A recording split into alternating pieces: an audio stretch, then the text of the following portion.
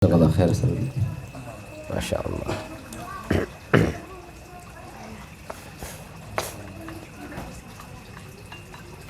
Bismillahirrahmanirrahim. Assalamualaikum warahmatullahi wabarakatuh. Alhamdulillah wassalatu wassalamu ala rasulillah wa ala alihi wa ashabihi wa mawala.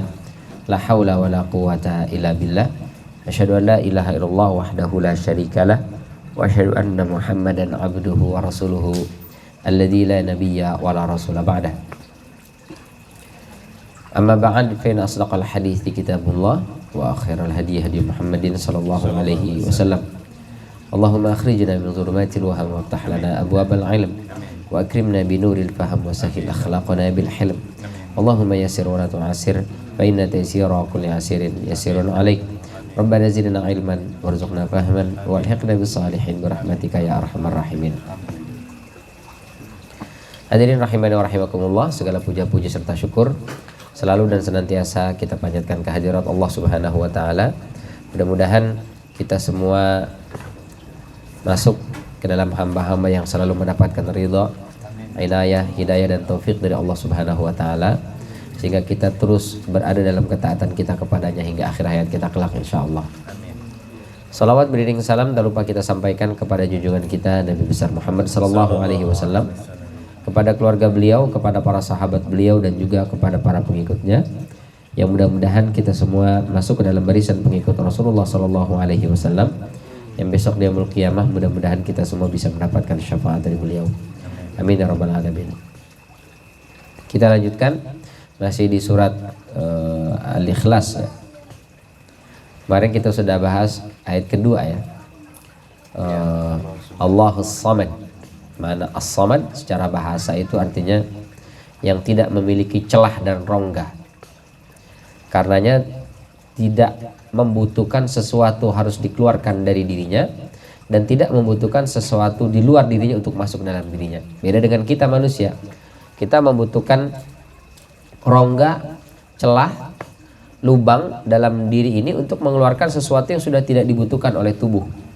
Kita butuh kubul dan dubur untuk buang air kecil, buang air besar.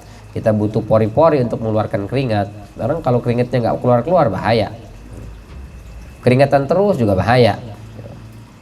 Jadi ada saatnya kita butuh ini, ada saatnya butuh itu. Kita juga butuh hidung untuk menghirup udara.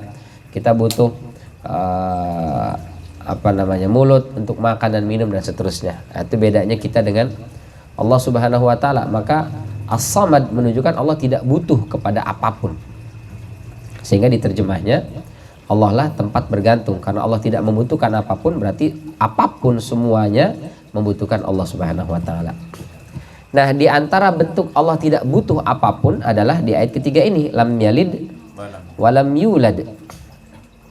Dia tidak beranak dan tidak pula diperanakkan.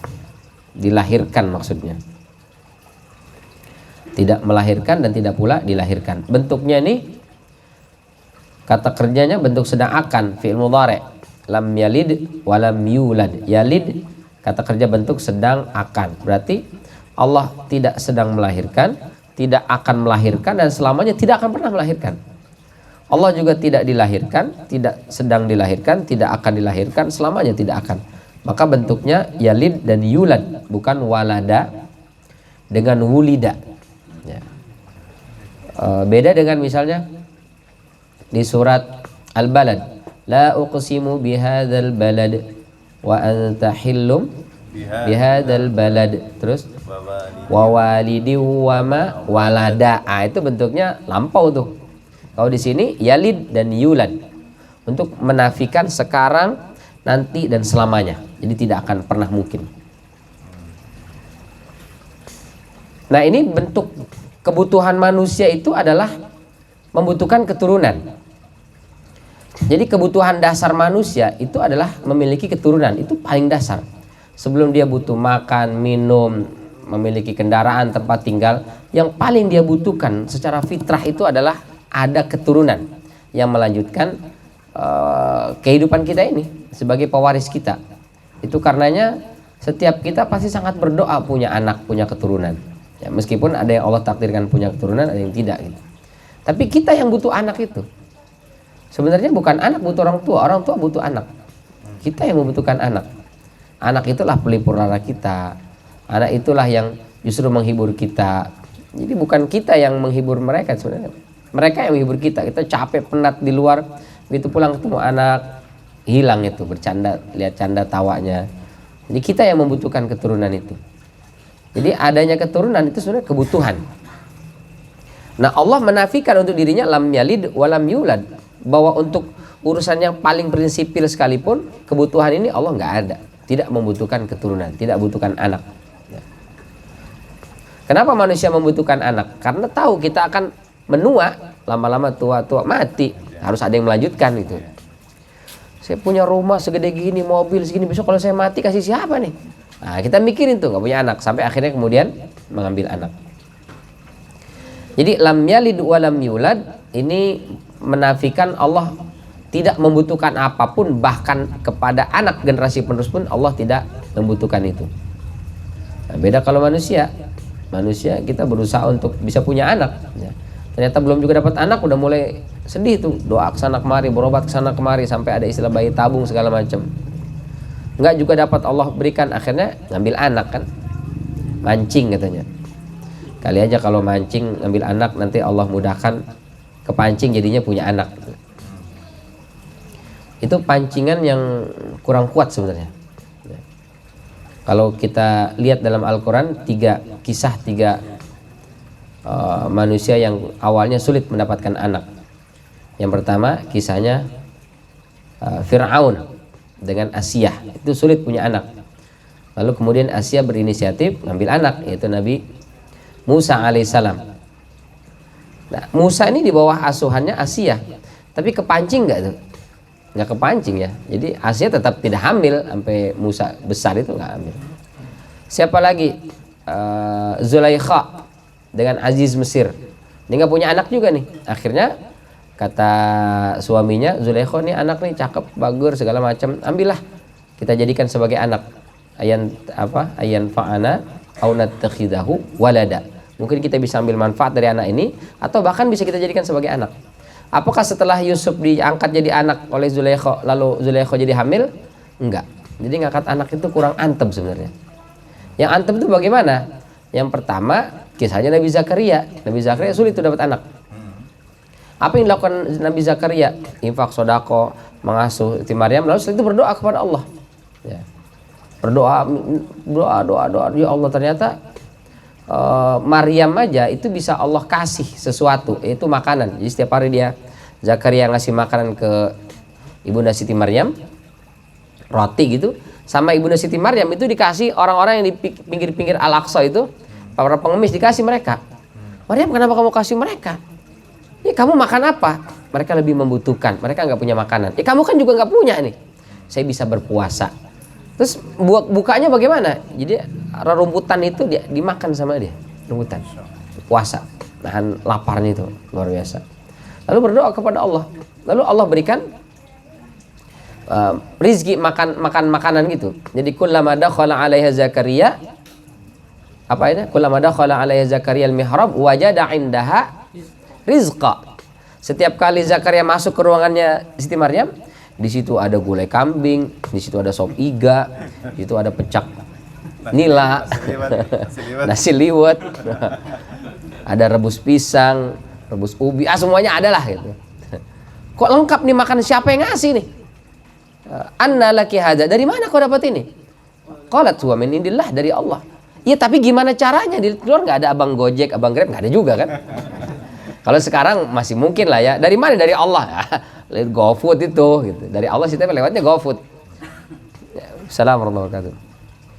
Sementara Siti Maryam nggak tahu dari mana kok makan bisa ada.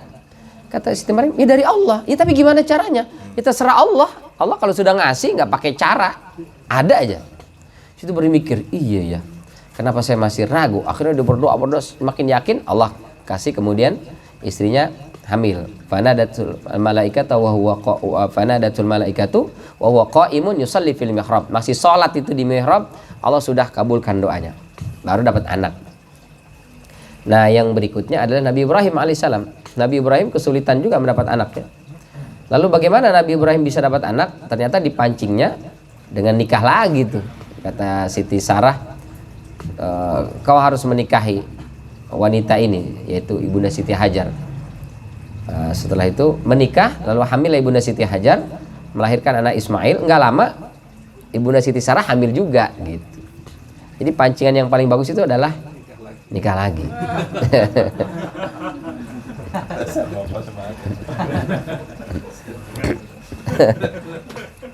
Nah, itu ada cerita di Arab dulu, ada sepasang suami istri nikah sekian tahun belum juga diberikan keturunan. Gitu ada kajian syekh di masjid, nanya dia, tolong tanya sama syekh, saya nikah sekian tahun belum juga dapat anak, apa resepnya, gimana caranya supaya Allah berikan karunia anak. Ditanyakan sama syekh, kata syekh, cari hurmah muda. Di dalam bahasa Arab istri itu hurmah. Jadi kalau cari hurmah muda berarti kawin lagi, maksudnya begitu. Tapi dia salah tangkap, dia tangkapnya kurma muda. Maka dicarilah kurma muda, dapat kurma muda dikasih bininya, qadarullah hamil. Dari situlah tersebar informasi bahwa kurma muda bisa membantu mempermudah kehamilan. Padahal itu mitos, itu nggak ada. Orang Arab dia bilang, kami dari belum lahir kurma udah ada di rumah kami itu. Kami kenal kurma itu melebihi kalian orang Indonesia yang nggak ada pohon kurma di sono gitu. Kalaupun ada di Indonesia agak tumbuh. Kalaupun tumbuh nggak ada buahnya. Kalaupun ada buahnya kecil, nggak bakal gede gitu. Kok tiba-tiba kalian dari Indonesia meyakini kurma muda punya anak? Kami yang hidup di sini berpuluh-puluh tahun, beratus-ratus tahun dengan kurma, nggak ada keyakinan, nggak ada yang ngasih tahu tentang itu gitu. Kok bisa kalian lebih tahu gitu? Nah itu sejarahnya dari hurmah muda sebenarnya. Jadinya kurma muda. Jadi mau hurmah apa kurma nih? Kok kita jadi ke situ-situ ngomongin lam yalid walam yulad ya? Jadi kebutuhan manusia itu terhadap anak begitu besar, luar biasa ya, sampai ngangkat anak, ambil anak. Bahkan ada yang saking takutnya nggak punya anak, dia nikah dicari yang sudah punya anak. Ya itu buy one get one katanya. Cari yang sudah punya anak. Karena kita butuh kepada anak ini. Jadi bohong itu, negara Eropa yang mengklaim child free itu adalah kesenangan atau gaya hidup model baru, modern. Itu bohong. Karena biar bagaimanapun kebahagiaan orang tua itu adalah melihat anak ya. Jadi child free itu sebenarnya bertentangan dengan nurani manusia ya. Apa child free itu? Bebas, nggak mau punya anak gitu. Kalau nggak mau nikah, kalaupun nikah tapi nggak mau punya anak gitu. Terus bagaimana? Ya mendingan melihara anjing, melihara boneka, melihara marmut, kelinci daripada punya anak gitu. Tapi itu tidak mendatangkan ketenangan. Maka banyak mereka yang akhirnya bunuh diri, gantung diri karena stres. Kebutuhan kita terhadap anak itu begitu besar sebenarnya. Nah Allah Subhanahu Wa Taala menafikan lam yalid walam yulad. Itu pertama. Yang kedua, ini bantahan kepada orang-orang Yahudi dan Nasrani yang mengklaim bahwa Allah punya anak. Orang Yahudi mengatakan Uzair anaknya Tuhan. Nasrani mengatakan Isa anak Tuhan. Orang-orang Quraisy mengatakan malaikat itu anak-anaknya Tuhan. Waliyahzubillah. Maka Allah nafikan itu semua dalam surat At-Taubah ya. Qalu Uzair ibnullah. At-Taubah kalau salah. Kita buka surat At-Taubah ayat 30 kalau salah ya.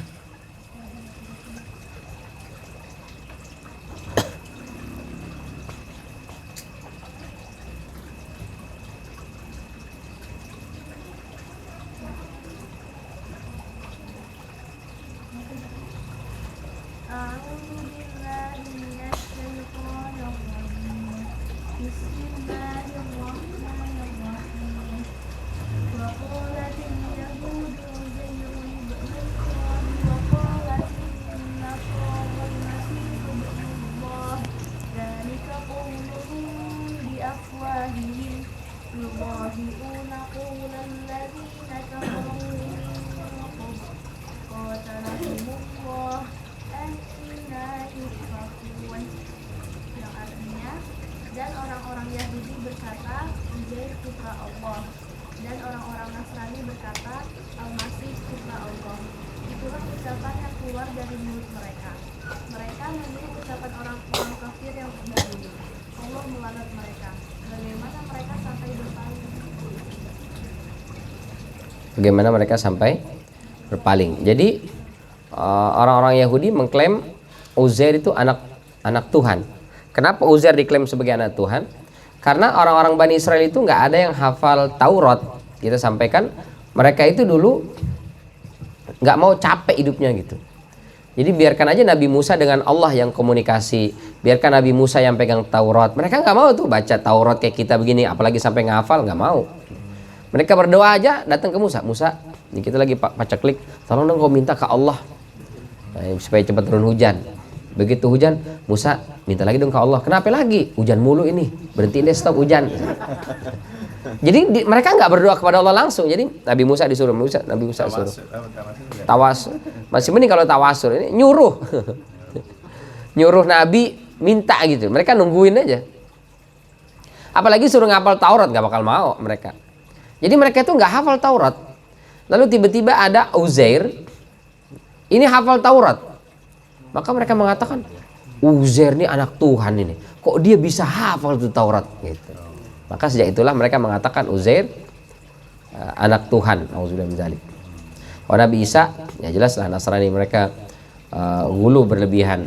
Ya, mereka mengklaim Nabi Isa sebagai anak Tuhan. Dan itu Allah nafikan bahwa Allah tidak mungkin yalid, memiliki anak. Lalu ada yang mengklaim bahwa Nabi Isa sebagai anak Tuhan. Lalu bagaimana dengan Ibunda Maryam? Ibu Maryam apa statusnya nih? Tuhan atau apa nih? Ya. Bukan, dia manusia biasa. Kok bisa manusia biasa melahirkan Tuhan? Tuhan dilahirkan oleh makhluk, kan aneh. Ya, berarti akhirnya Tuhan, berarti ada Tuhan perempuan, nanti Tuhan lalu meninggal dan seterusnya, repot lagi tuh. Akhirnya dibilangnya Bunda Suci aja. Jadi, roh yang dititipkan kepada Ibunda Maryam. Agak sulit memahami konsep Trinitas itu, 3, 1, 1, 3 itu agak sulit buat kita ya. Dan mungkin teman-teman Nasrani juga banyak yang berkebingungan gitu memahami konsep 3 adalah 1, 1 adalah 3, itu susah ya. 3 ya 3, 1 ya 1, kan beda. Kalau kita jelas lam yalid walam yulad. Allah itu tunggal, tidak memiliki anak dan juga tidak dilahirkan atau diperanakan. Artinya Allah ini ada tanpa proses. Beda dengan makhluk. Makhluk itu ada, muncul itu terlahir, lalu lama-lama tumbuh besar dewasa, lama-lama tua mati. Itu makhluk berproses. Allah Subhanahu wa taala tidak memiliki proses itu. Maka kita sampaikan kemarin Allah itu ahad. Jadi Allah bukan zat yang berproses, ada sebelum segala sesuatu ada dan akan tetap ada meskipun segala sesuatu sudah tiada. Kalau misalnya Tuhan nauzubillah punya anak, berarti anak ini bukan Tuhan. Kenapa? Karena dia berproses. Kalau lahir berproses, gimana cara kita menjelaskannya? Berarti Tuhan melahirkan anak. Ketika sedang melahirkan anak, gimana cara melahirkannya? Proses lahirnya seperti apa? Apakah ketika melahirkan dia libur dulu? Tidak bisa mengatur jagat raya. Kenapa nih? Tuhan lagi sibuk melahirkan. Kan mustahil, jadi nggak masuk akal. Lalu anak Tuhan ini lahir langsung besar atau kecil dulu? Kalau dari kecil berarti berproses. Ini bertentangan. Ya. Kalau langsung besar, ini juga bertentangan. Gimana cara melahirkan sesuatu yang langsung jadi besar begitu? Yang namanya dilahirkan berarti ada status bapak, ada status anak. Namanya anak, dia akan tumbuh dewasa. Lama-lama jadi tua. Bapaknya gimana? Akan mati. Berarti Tuhan ada yang mati. Itu aneh juga. Enggak, ini sampai selamanya di bapak, terus ini anak, terus berarti ini awet tua, ini awet muda. Ini juga aneh. Ya. Meskipun ada orang yang awet tua, ada juga. Ya. Kayak saya sejak lahir, saya lihat Haji Bolot dari dulu tuh tua aja, sampai sekarang tua juga tetap gitu. Awet tua berarti kan. Jadi ini bertentangan dengan akal, mustahil. Terus untuk apa punya anak? Ya. Berarti kalau kita manusia, makhluk, punya anak karena butuh tadi kan? Untuk apa? Untuk status, melanjutkan estafet kehidupan kita. Ya, maka disebut dengan yarisuni wa yarisu min ali Yaqub. Anak itu untuk apa? Untuk mewarisiku dan mewarisi keturunan Yakub. Itu kita butuh anak. Ya, untuk mewarisi harta kita. Atau mau kita ambil manfaat. Ya, nanti kalau saya udah tua, ya mungkin saya udah nggak produktif, saya udah nggak bisa bekerja lagi. Kalau ada anak, ya mereka yang ngurus kita, mereka yang merawat kita. Itu kita butuhkan dari anak itu. Nanti kalau kita sudah meninggal, kita berharap mereka yang doain kita. Anak orang lain belum tentu doain kita, tapi kalau anak kita sendiri, insya Allah mereka akan mendoakan. Ya, baik anak secara biologis atau anak ideologis pasti akan mendoakan. Itu yang kita harapkan. Jadi keberadaan anak karena kita ingin mendapatkan manfaat dari mereka.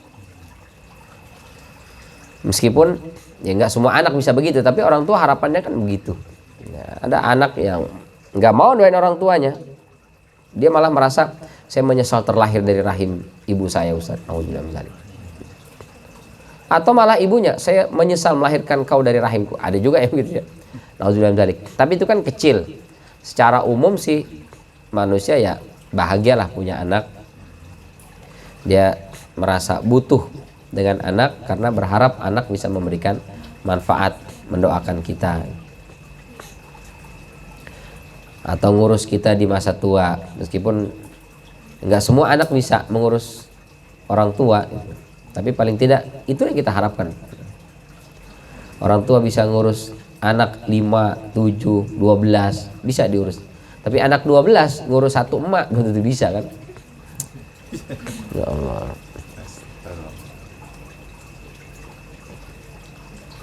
Kalaupun bisa belum tentu sabar. Ada si fulanah lah ya, punya ibunya sudah sepuh, sudah sakit-sakitan, udah nggak bisa jalan. Kalau pagi dibawa keluar rumah, dijemur, supaya apa dijemur orang tua? Supaya sehat lah ya, bukan supaya kering, menggendar. Kalau gendar dijemur supaya kering ya orang tua mah, supaya sehat, dapat vitamin D. Sambil dijemur disuapin. Begitu disuapin, dia lihat di rumah tetangga depan itu ada sangkar burung. Dia nanya, itu apa? Kita jawab, burung mak. Burung apa? Burung perkutut. Oh, besok nih kita keluarin namanya udah nenek-nenek. Dia nanya lagi, itu apa? Burung apa? Perkutut. Dia masih jawab tuh. Hari ketiga, keempat nanya lagi. Kira-kira jawabnya gimana?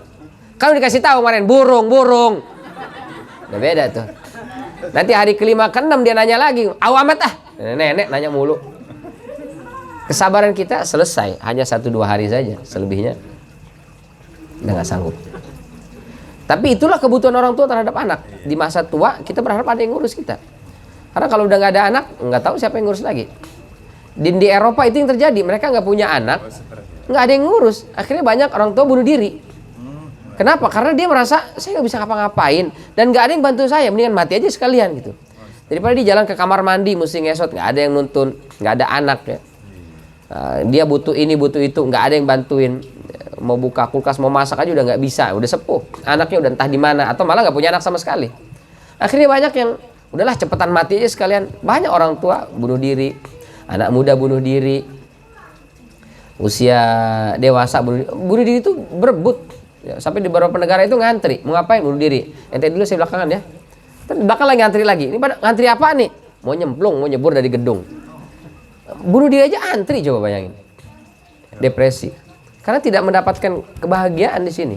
Apa yang membuat kita hidup bahagia, tentram, damai? Adanya keturunan, adanya anak. Saya pusing, stres, lihat anak, senang. Anak nggak mau datang, cucu, lihat cucu. Itu yang membuat hidup orang tua itu merasa menikmati masa tua. Di negara-negara maju mereka nggak ada yang nikmati itu, akhirnya stres. Udahlah nggak berpenghasilan, sudahlah pensiun, ngapa-ngapain serba susah, nggak ada yang menghibur, akhirnya udahlah mati aja sekalian, mati bunuh diri. Makanya tenaga kerja Indonesia biasanya banyak yang kerja di sana itu, mereka seneng tuh ngerawat orang tua daripada bocah itu, daripada balita mendingan orang tua. Kenapa? Karena orang tua bentar lagi mati.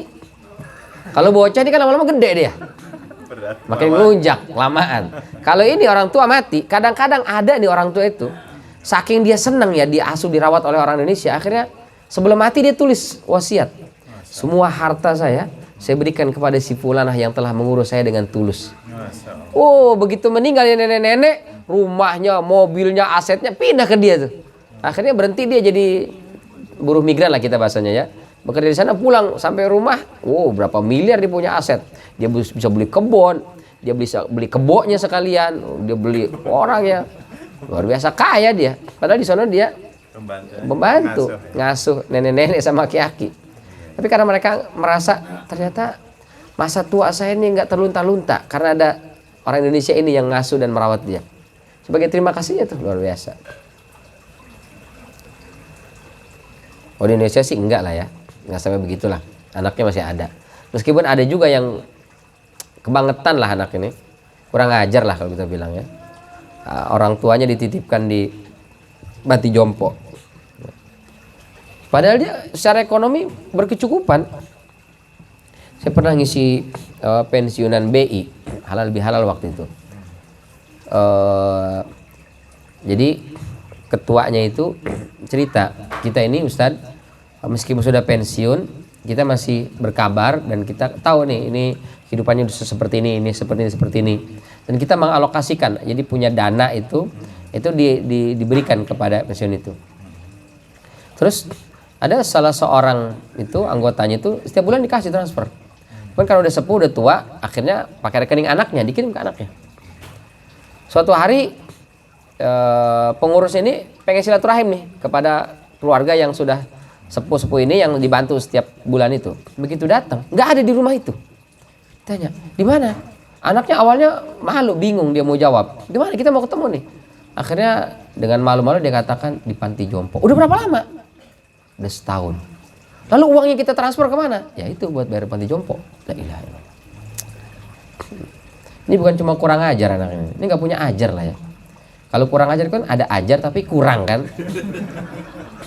Kok ini nggak ada ajar sama sekali. Aduh, nauzubillah min dzalik. Ya. Mesti dihajar. Ya Allah, nauzubillah min dzalik. Jadi lam yalid wa lam yulad. Allah tidak melahirkan dan juga tidak dilahirkan. Bahkan di ayat yang lain lam yattakhidh walada. Boleh jadi ada kalau makhluk ini tidak melahirkan, dia tidak bisa punya anak, tapi dia ngambil anak kan? Allah ngambil anak aja enggak. Wa ma yanbaghi lirrahmani ayyattakhidha walada. Di surat Maryam ayat 92 sampai 93.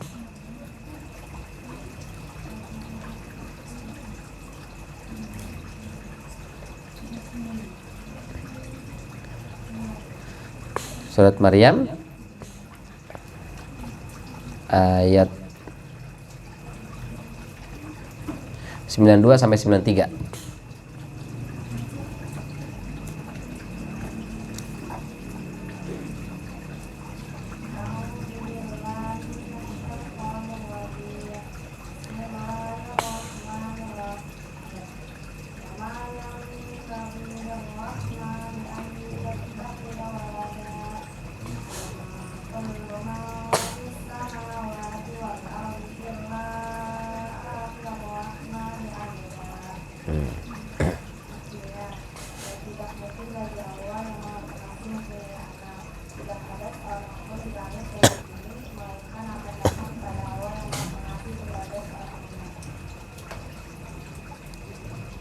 Illa atir rahmani abda, kecuali datang kepada Allah yang ar-Rahman sebagai abda.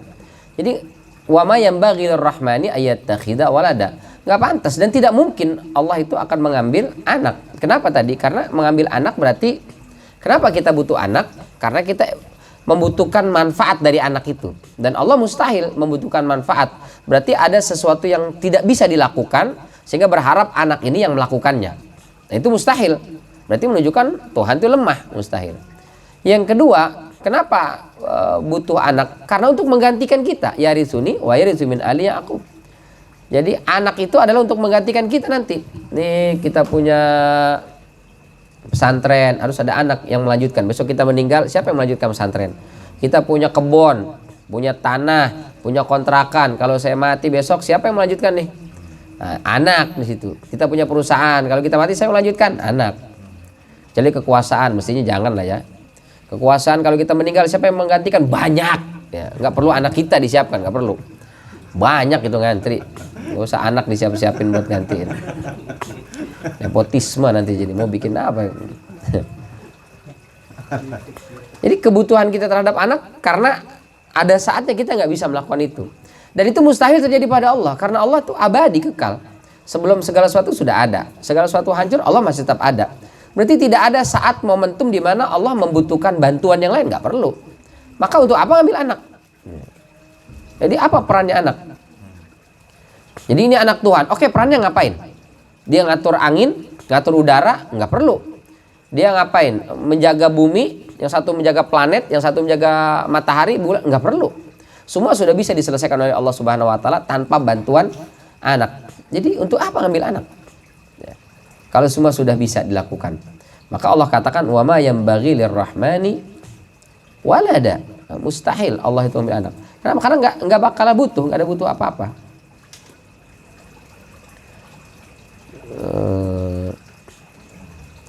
Bahkan Allah katakan kul in kana lirrahmani walad fa ana awwalul abidin. Kalau Allah ambil anak, saya termasuk orang yang pertama menyembah. Dan itu mustahil. Di surat Maryam ayat 88 sampai 91-nya, ini Allah katakan alam ini menolak sekali sampai nyaris meledak ya. Takadu samawatu yatafattarna minhu wa tanshaqqul ardu wa takhirrul jibalu hadda. Gara-gara apa? Anda'u lirrahmani walada. Surat Maryam ayat 88 sampai 91.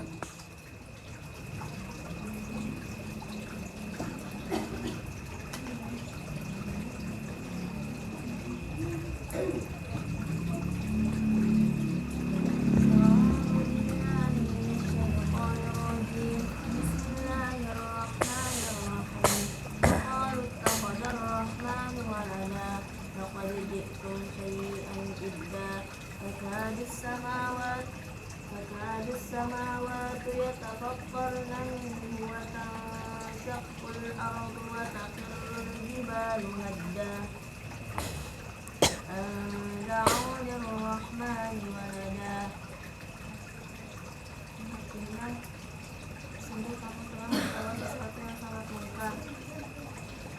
Sebelumnya wa qalu ittakhadha ar-rahmanu walada ayat 88-nya mereka mengatakan dan mereka berkata Allah yang Maha Pengasih mempunyai anak. Sungguh kamu telah membawa sesuatu yang sangat mungkar. Hampir saja langit pecah dan bumi terbelah dan gunung-gunung runtuh karena ucapan itu. Karena mereka menganggap Allah yang Maha Pengasih mempunyai anak. Jadi langit, gunung-gunung, bumi itu tahu dan yakin mustahil Allah punya anak. Tiba-tiba ada manusia mengatakan Allah punya anak. Itu kaget, kayak misalnya ya ada pejabat, ada orang terkenal. Tiba-tiba ada orang tolong mas fotoin saya gitu. Ini gubernur misalnya, orang-orang ngumpul. Tiba-tiba ada bapak-bapak nih datang kucuk-kucuk, mas tolong fotoin saya ya. Dia nyuruh gubernur gitu. Kira-kira orang-orang di sampingnya gimana tuh? Ya, nggak tahu ini siapa gitu. Nggak usah gubernur, kadang ustadz juga begitu. Saya kalau bimbing jamaah umrah nih, bawa jam 45, kan belum kenalan, baru datang gitu, baru ketemu, ngumpul. Yang udah kenal kadang-kadang tahu ini ustadz nih gitu. Tapi ada yang mungkin dari kampung atau dari daerah atau yang enggak kenal lah gitu, emang juga nggak terkenal banget. Terus datang aja, mas tolong fotoin saya mas sama suami gitu. Oh iya bu silakan. Itu yang lain-lain, itu ustadz. Nggak apa-apa, ustadz juga manusia. Kita biasa gitu mungkin. Itu adalah sesuatu yang biasa. Tapi buat beberapa orang, beberapa level itu tidak menjadi sesuatu yang biasa. Memfotokan orang atau minta bantuan untuk difoto itu biasa sebenarnya. Tapi siapa yang diminta itu beda. Jadi orang di sekitarnya bisa. Makhluk itu biasa melahirkan, itu biasa punya anak, binatang punya anak biasa, tumbuhan punya anak, tunas biasa, manusia punya anak biasa. Tapi Allah mustahil itu terjadi. Sehingga kalau ada orang mengatakan Allah punya anak, itu buat alam jagat raya ini yang itu adalah suatu mustahil, itu greget banget gitu. Sama seperti tadi, ajudan gubernur tiba-tiba lihat gubernurnya diminta suruh tolong dong selfie fotoin kita nih. Yang marah ajudannya itu. Ya, luar biasa. Ini alam jagat raya ini nyaris meledak. Kesel gitu lihat ada orang kok bisa-bisanya gitu mengatakan Allah itu punya anak. Nah, jadi Allah menafikan untuk dirinya sifat wiladah, baik melahirkan ataupun dilahirkan. Lalu ayat terakhir, walam yakul lahu kufuwan ahad. Dan tidak ada sesuatu pun yang serupa dengannya. Dalam hal apa? Kata para ulama, tidak ada yang menyerupai Allah dalam zat, sifat, ataupun perbuatan. Jadi zat Allah itu tidak ada yang menyerupai Allah. Zat berarti fisiknya. Maka orang-orang Arab kafir Quraisy ketika itu bertanya kepada Rasulullah, coba tanya sama Muhammad itu, Tuhannya terbuat dari apa? Dari emas, besar atau kecil? Dia ingin menyerupakan Allah dengan makhluk. Maka walam yakul lahu kufuwan ahad. Secara zat nggak bisa kita bayangkan. Kita hanya bisa membayangkan sesuatu yang pernah kita lihat, yang pernah kita dengar. Sementara Allah belum pernah kita lihat, belum pernah kita dengar. Ya, maka tidak mungkin bisa kita membayangkan Allah, menyerupakan Allah. Oh, Allah punya tangan, tangannya seperti apa? Nggak bisa kita bayangkan. Karena walam yakul lahu kufuwan ahad. Juga dalam sifat, ya, termasuk wiladah itu sifat. Allah mustahil punya sifat itu. Jadi tidak seperti makhluk, ya, sifatnya, perbuatannya nggak bisa tuh disamakan dengan makhluk. Makhluk menyamakan dengan Tuhan apalagi nggak bisa. Allah Subhanahu wa taala berhak dan boleh saja menghancurkan satu negeri, satu kampung, satu wilayah dengan badai misalnya, dengan gempa, dengan tsunami, lalu meninggal ratusan nyawa, meninggal mungkin ribuan nyawa, bahkan lebih misalnya. Sah-sah saja buat Allah Subhanahu wa taala. Tapi nggak boleh kemudian manusia ada yang melakukan hal yang sama, dibantai sekian ratus orang. Kamu kenapa bunuh manusia? Ya, Allah juga biasa tuh dengan gempa, dengan longsor, ada orang sekian orang mati. Ya saya juga nggak apa-apa dong. Nggak bisa itu, tidak bisa menyamakan dia dengan sifat Allah Subhanahu wa taala, nauzubillah, atau dengan perbuatannya. Nah, tidak ada yang menyerupai Allah Subhanahu wa taala la fil haqiqati wala fil khayal. Tidak dalam hakikatnya maupun hayalan. Jadi kalau kita menghayal tentang Allah, yakin itu adalah bukan Allah. Kita membayangkan mungkin Allah begini, bukan Allah. Itu bukan. Maka walam yakul lahu kufuwan ahad la fil haqiqati wala fil khayal. Baik dalam hakikatnya maupun dalam khayalan. Jadi menghayal apapun tentang Allah itu bukan Allah. Maka nggak boleh kita memikirkan di zat Allah Subhanahu wa taala. Tafakkaru fi khalqillah wala tafakkaru fi dzatillah. Cukup kita memikirkan makhluk-makhluk ciptaan Allah saja. Itu aja udah luar biasa, amazing. Banyak sekali hal-hal yang tidak atau belum sempat kita pikirkan. Gak usah mikirin Allah itu punya tangan atau enggak sih? Allah itu wajahnya seperti apa sih? Datangnya Allah, turunnya Allah seperti apa sih? Nah, jadi kalau saya sampaikan kemarin, gak usahlah kita terlalu mendalami hal-hal yang ayat-ayat mutasyabihat kalau ujung-ujungnya cuma berantem, apalagi saling menyesatkan. Ustadz ini sesat karena dia menetapkan Allah punya tangan. Yang ini sesat karena dia menafikan sifat yad dari Allah Subhanahu wa taala. Yang ini dibilang sesat, yang itu dibilang sesat. Ya. Padahal sama-sama hafal Quran, sama-sama mengkaji Al-Quran, sama-sama hendak menyucikan Allah dari berbagai macam sifat, ya, yang negatif, yang buruk. Tapi malah pada berantem. Dan gak selesai-selesai itu, sampai kiamat juga akan selalu. Karena setan tuh demen di situ. Ya. Antaqulu 'alallahi ma la ta'lamun. Supaya kita berbicara tentang Allah sesuatu yang tidak kita ketahui. Itu senang untuk kerjaan setan tuh. Apa ayatnya itu?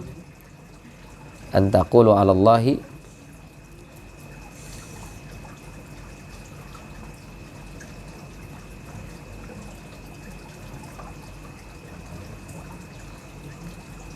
di Al-Baqarah 168 169.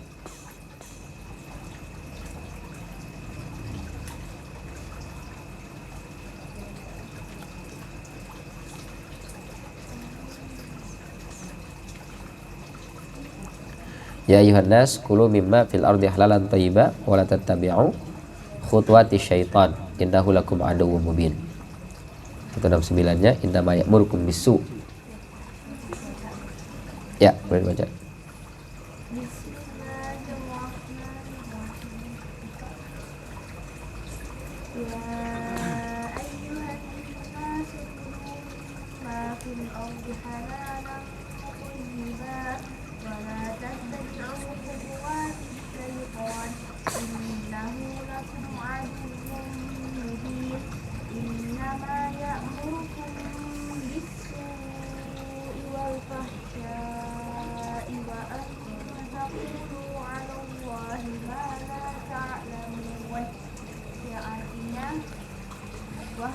manusia, makanlah dari makanan yang halal dan baik yang terdapat di bumi, dan janganlah kamu mengikuti langkah-langkah setan.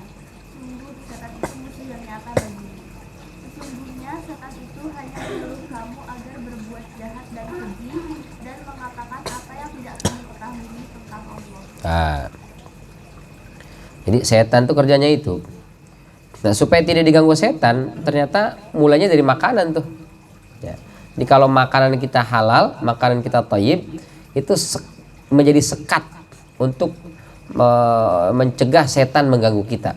Jadi kalau orang makanannya sudah tidak diperhatikan, mau halal haram hantam, itu besar kemungkinan dia diganggu setan. Jadi setan akan besar sekali mungkin masuk ke orang, mengganggu orang itu lewat makanan itu. Makanya di awalnya Allah katakan, wahai manusia, makanlah di atas muka bumi ini halalan thayyiban. Halal dan juga thayyib. Apa bedanya halal dengan thayyib? Jadi kita manusia ini makan itu bukan cuma halal saja, tapi juga harus thayyib. Kalau halal itu timbangannya agama. Ya. Ini halal apa haram? Syariat membolehkan apa melarang? Al-Quran membolehkan atau tidak? Hadis membolehkan atau tidak? Itu halal. Agama membenarkan atau tidak? Itu bicaranya halal. Sementara thayyib itu timbangannya kesehatan. Secara agama sah, dia bukan yang haram, tapi secara kesehatan membahayakan buat diri kita. Maka muslim mesti hati-hati di situ. Ini tidak hanya halal, tapi juga harus thayyib. Ya. Secara sehat, kesehatan. Ikan asin halal, ya. Tapi apakah dia thayyib? Tergantung tubuh kita ini cocok apa enggak. Kalau yang punya darah tinggi mungkin enggak thayyib buat dia gitu.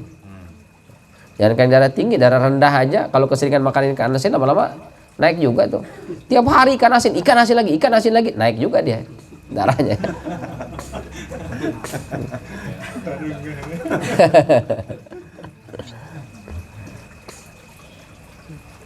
Daging gitu, meskipun katanya mitos lah ya. Tapi ya ada makanan-makanan yang kalau dimakan, nama orang sudah punya diabetes misalnya, dia makan nasi aja bisa jadi bahaya. Ya.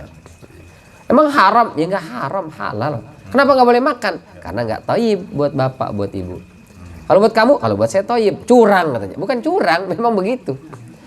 Nah ini untuk sebagian orang dia udah nggak thayyib lagi, jadi mohon maaf ya Pak, Bu, kita geser ya ini. Gitu. Kenapa? Nggak thayyib buat bapak misalnya. Buat ibu udah nggak thayyib, digeser. Dia cuma gigit jari aja ngeliatin ya. Saya makannya apa dong? Rebus pisang aja, rebus pisang. Tempe. Tahu tempe ini. Itu akan menjadi sekat tuh. Menutup celah setan masuk dalam tubuh kita, mengganggu pikiran kita, mendorong berbuat dosa dan maksiat. Kenapa? Karena setan itu aduwwum mubin, adalah musuh yang nyata buat kalian. Innama ya'murukum bisu wal fahsya. Setan itu kerjanya mengajak dan memerintahkan kita untuk melakukan su dan juga fahsya. Kalau su itu semua model kejahatan selain zina. Itu su, mencuri, apalagi suap menyuap, apalagi judi, apalagi nyembah berhala dan seterusnya. Itu perbuatan su, sayyiat. Su ya. Kalau fahsya, semua dosa yang nyerempet dengan zina, pelakor, pebinor, itu semua itu LGBT, itu fahsya. Ya. Jadi Allah bedakan antara su dengan fahsya. Nah setan dua-duanya tuh, su juga, fahsya juga. Kapan orang tergoda untuk melakukan perbuatan su dan fahsya? Kalau tidak memperhatikan makanan halal dan haram serta thayyib atau tidak thayyib, itu akan masuk. Lalu yang ketiga, wa antaqulu 'alallahi ma la ta'lamun. Kalau sudah terbiasa melakukan perbuatan su, perbuatan dosa, al-fahsya, perbuatan yang berkaitan dengan zina, apapun model dan bentuknya, dia akan mudah mengatakan apapun tentang Allah tidak sesuai dengan kapasitas ilmunya. Ya. Mengatakan Allah tidurlah, nauzubillah min dzalik. Allah tidak peduli. Ini Allah nggak peduli sama saya nih. Dari kemarin saya ada masalah terus. Ini Allah kayak nggak dengar doa saya. Apa Allah benci sama saya? Apa Allah marah sama saya? Nauzubillah min dzalik. Sampai apalagi yang kau inginkan ya Allah? Sampai nauzubillah min dzalik. Sampai ada yang Allah sebenarnya ada apa enggak? Oh, nauzubillah min dzalik. Itu sudah masuk setan itu. istighfar pak, istighfar bu, nggak cukup dengan istighfar saja. Dia harus cut lewat mana? Makanan tadi. Maka penting sekali memberikan makanan yang halal dan juga thayyib. Supaya apa? Supaya dia menjadi sekat yang akan membentengi, membatasi dan menutup celah sehingga setan tidak mengganggu. Maka Allah tegaskan dalam surat Al-Ikhlas ini, walam yakul lahu kufuwan ahad. Begitu sudah mau muncul nih pikiran tentang Allah negatif-negatif, langsung astagfirullahaladzim, hilangkan. Kalau enggak dia akan bertanya-tanya yang aneh-aneh itu. Kita ini tercipta dari saripati, sel sperma dan sel ovum dari orang tua kita. Orang tua kita terus Nabi Adam. Nabi Adam diciptakan dari tanah. Siapa menciptakan? Allah. So, Allah menciptakan. Kenapa Allah ciptakan Nabi Adam? Kenapa Allah ciptakan jagat raya? Oh, mungkin Allah kesepian. Udah mulai tuh ngaco. Sehingga Allah butuh teman lalu menciptakan alam jagat raya. Atau misalnya iseng atau macam-macam lah. Nah, ini sudah apa namanya syubhat, muncul setan di situ. Siapa yang menciptakan Tuhan? Pertanyaan, mungkin nggak Allah menciptakan makhluk yang tidak bisa dia ciptakan atau yang sama seperti dirinya? Wah, itu udah aneh pertanyaannya. Jadi kalau Allah menciptakan makhluk seperti dirinya kemudian menjadi Tuhan, berarti ada saingan. Ya, mustahil.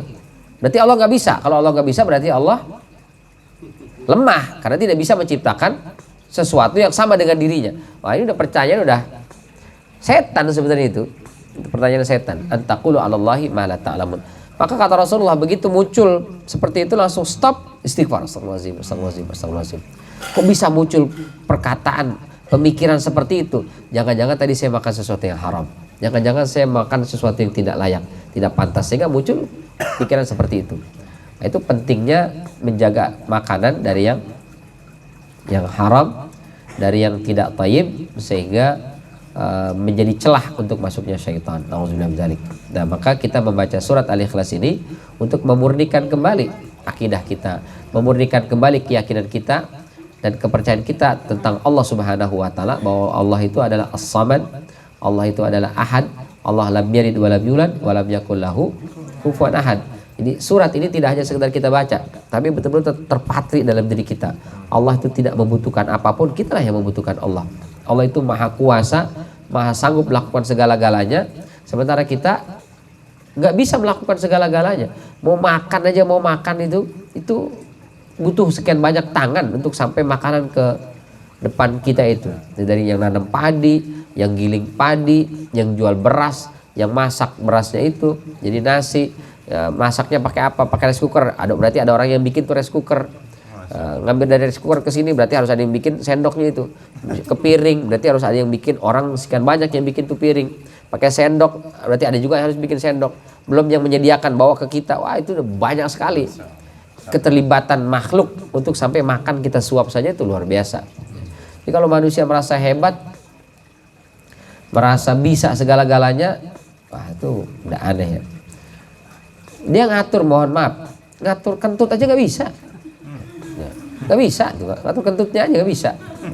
Kentut akan muncul kapan saja dia mau muncul, kan nggak bisa kita kontrol. Saya nanti kentutnya jam 10, nggak mungkin tuh. Kadang lagi ngaji tiba-tiba perut, ya Allah lagi sih. Ada tamu tiba-tiba pengen keluar, ya kita lemah, itu menunjukkan manusia nggak bisa apa-apa. Hanya sesuatu yang sederhana sepele aja nggak bisa kita ngatur. Ini manusia merasa hebat, merasa tidak butuh Tuhan, itu aneh sebenarnya, sangat aneh ya. Padahal kita sangat butuh ya. Tapi ini barangkali sebagai penutup dari surat Al-Ikhlas. Berarti kita sudah menyelesaikan surat Al-Ikhlas. Insya Allah nanti kita lanjutkan di surat berikutnya, berarti surat Al-Lahab ya, atau surat Al-Masad. Surat Al-Lahab atau surat Al-Lahab.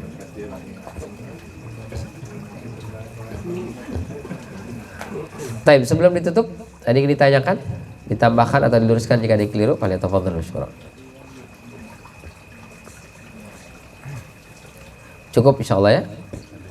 Baik, mudah-mudahan bermanfaat. Semoga Allah selalu bantu kita memahami syariat agama ini, wabil khusus memahami Al-Quran, sehingga dengan pemahaman kita terhadap kitab suci ini, mudah-mudahan Allah bantu kita untuk bisa mengamalkannya dalam kehidupan kita sehari-hari, yang kita berharap dengan itu hidup kita di dunia ini penuh keberkahan. Amin. Karena yang kita cari hidup ini berkah kan. Mau makan yang didoa Allahumma barik lana, berkahi. Ya. Ketemu orang assalamualaikum warahmatullahi wabarakatuh. Ya.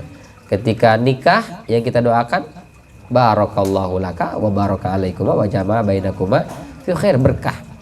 Ketika ada seseorang tetangga kerabat kita yang punya anak, kita doakan sama juga ya, barakallahu laka tolakum fil mauhubi laka, semoga Allah berikan keberkahan. Jadi yang kita cari memang berkah. Nah, keberkahan itu akan kita dapat ketika kita tidak jauh dari Al-Quran. Maka hidup kita di dunia ini penuh dengan keberkahan. Dan mudah-mudahan ketika di alam kubur, Al-Quran juga yang akan menerangi alam kubur kita. Nah, begitu di yaumul mahsyar, mudah-mudahan Al-Quran juga yang akan datang menerangi langkah kita menuju surganya Allah Subhanahu wa Ta'ala. Amin ya rabbal alamin. Terima kasih atas segala perhatian. Mohon maaf apabila ada kekeliruan dan kekurangan. Kita tutup dengan hamdalah dan kafaratul majlis. Alhamdulillahirabbil alamin. Subhanakallahumma wa bihamdika asyhadu an la ilaha illa anta astaghfiruka wa atubu ilaik. Wabillahi taufiq wal hidayah. Wassalamualaikum warahmatullahi wabarakatuh.